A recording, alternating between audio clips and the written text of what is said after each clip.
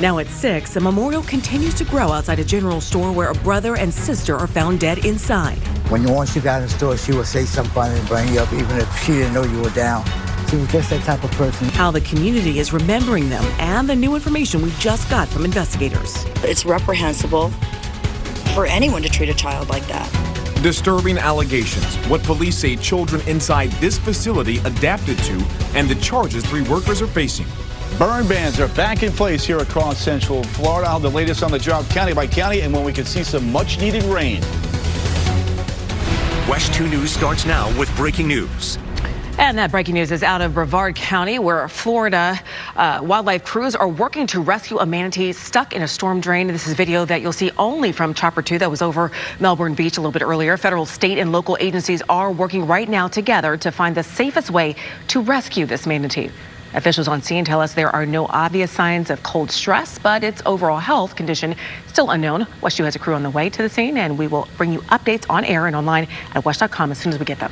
Now to more breaking news, this time in Orange County, where Apopka police just provided their final update from an investigation into 2 deaths at a general store. Police now say adult siblings died from an isolated murder-suicide. WESH 2's Justin Shecker has been at the Griffin's General Store all day. Justin, the community there was anxiously waiting for these answers. That's right, Stu. In summer, throughout the day, we've seen people stop by the general store and add items to this growing memorial: balloons, flowers, and candles outside the entrance. And right at 5 o'clock this afternoon, Apopka police shared the findings of their investigation on Facebook. And Apopka police say they appreciate the community's patience as their detectives work through the weekend to determine this was a murder-suicide. Police are encouraging anyone experiencing family violence or conflict to call the National Domestic Violence Hotline. Covering Orange County Live in Apopka, I'm Justin Shecker. New tonight, shocking abuse at a Brevard County daycare. Rockledge police say very young children, as young as 1 year old, were physically harmed in the care of employees there. 3 workers are now facing serious criminal charges. WESH 2's Spencer Tracy is here from the hearing from the attorney representing many of those families tonight. A GCF spokesperson tells us they are still conducting their own investigation. Any family who believes their child may have been a victim is asked to contact Rockledge police immediately. All 3 defendants have now been released and are due back in court next month. A car hit a pedestrian in Holly Hill, sending a child to the hospital. That crash happened off Nova Road on Sunday.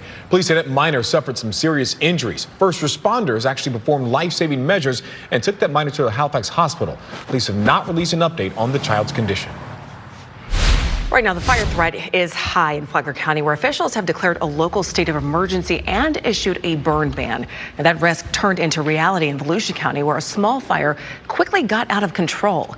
The winds picked up, and in a matter of seconds, that fire spread, which is, of course, proof that even a fire you think is under control can still turn dangerous without warning. In Flagler County, Fire Chief Michael Tucker says crews have put out several small fires over the past couple of days, which is why he's now urging people to be mindful. Most of the time, they're human related. You know, somebody is just doing something simple that they've done for years, and you know, they turn their head for just a second, and you know, and again, it gets out of control.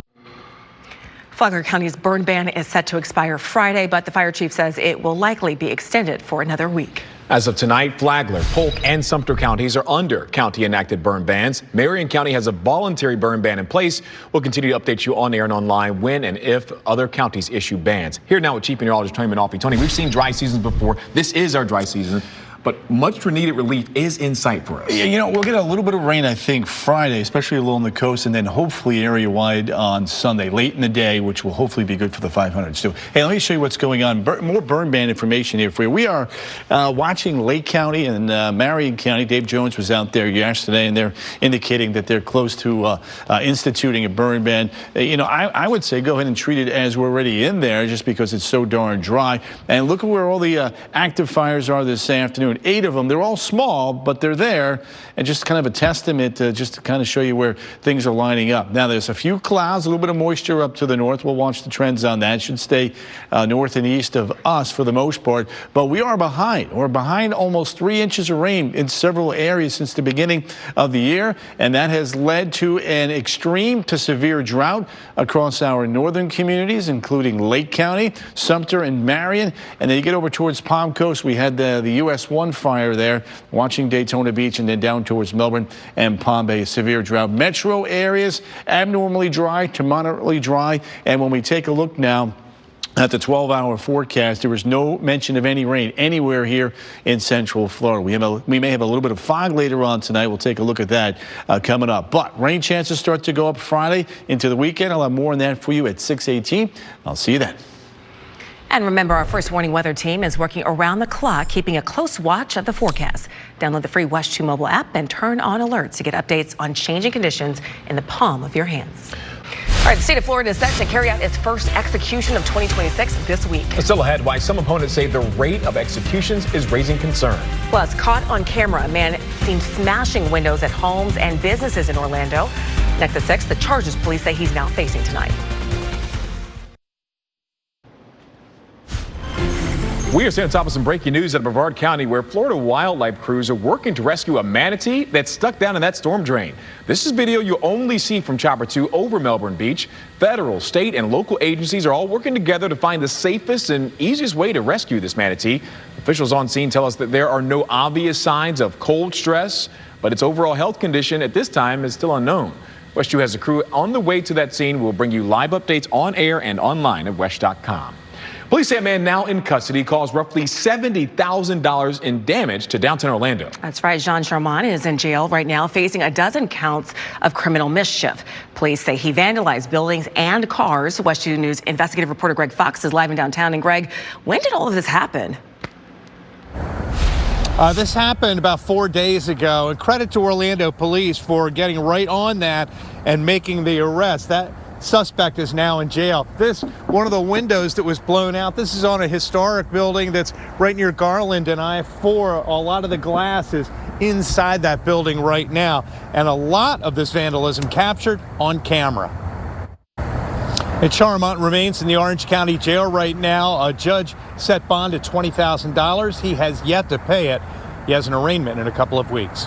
Covering Orange County, live in Orlando, Greg Fox, WESH 2 News. The record pace of executions in Florida is raising concern among the Florida Conference of Catholic Bishops. There was a record 19 executions in Florida last year, and tomorrow Ronald Heath is scheduled to be the first person put to death in 2026. The 64-year-old is scheduled to be executed for the 1989 murder of Michael Sheridan in Alachua County.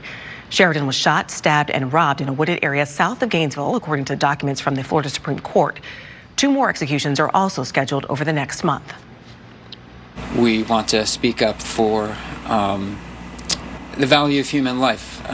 Doesn't mean forgetting about the victim, but also recognizing like God doesn't forget about anyone, no matter how grave of a crime they committed. Before 2025, Florida's modern era record for executions in a year was 8 in 1984 and 2014.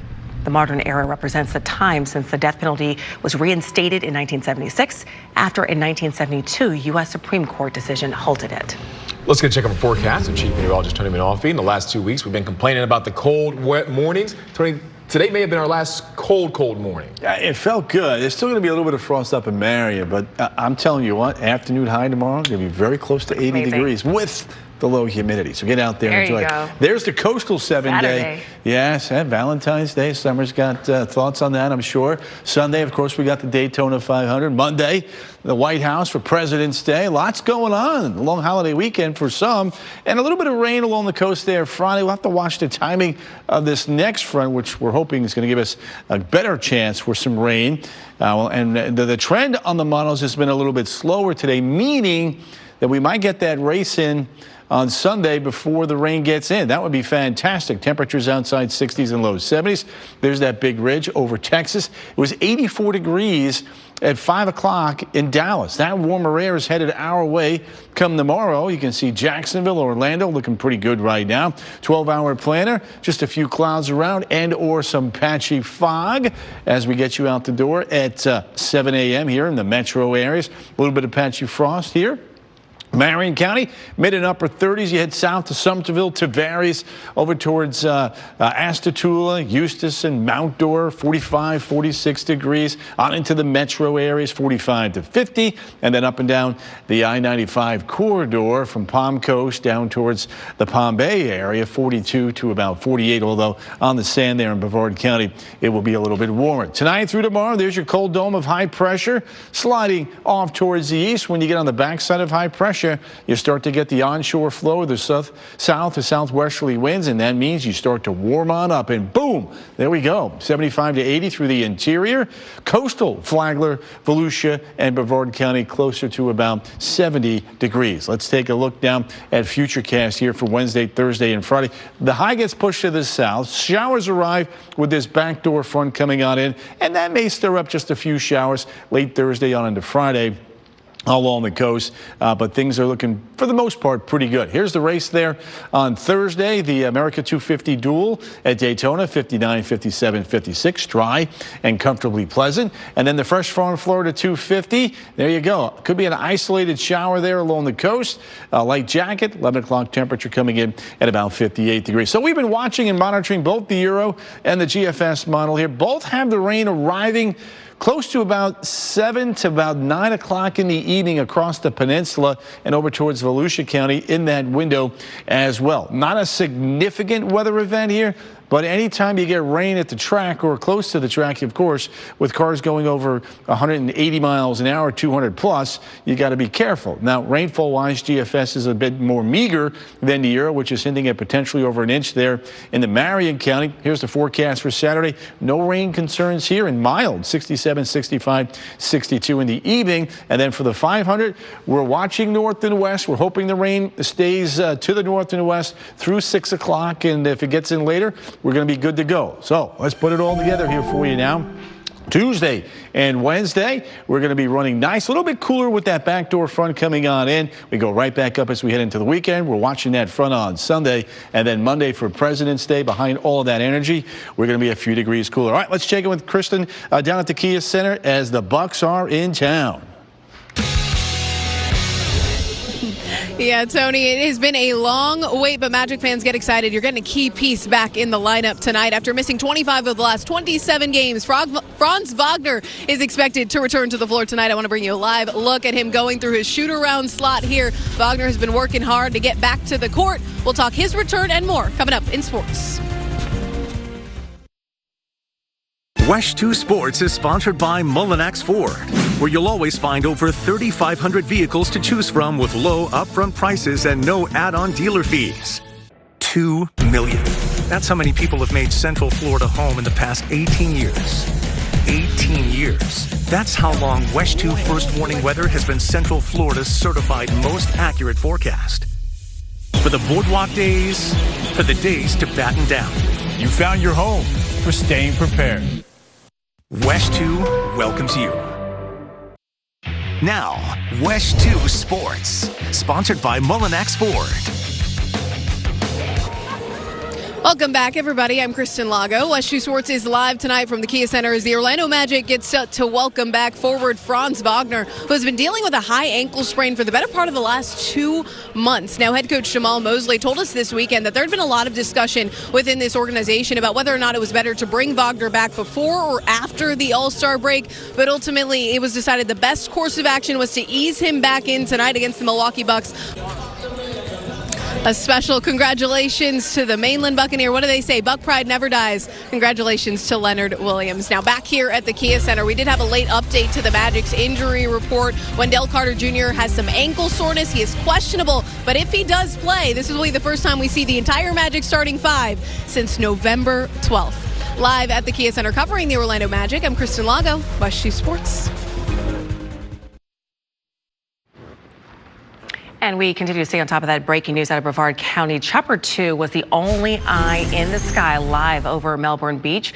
That is where dozens of people are on the scene right now. You can see they are still working to save a manatee stuck in a storm drain. You see a lot of people kind of standing around it in the middle of your screen there. WESH 2's Haley Crumbleholm just got to the scene, and she will have a live update for us coming up tonight on WESH News at 7 o'clock. And they held it together to make it to an Olympic podium. Now their medals are falling apart.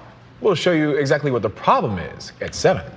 Remember, WESH News is always online at WESH.com. Get updates anytime on our free WESH News mobile app. Thanks for watching. Have a great night.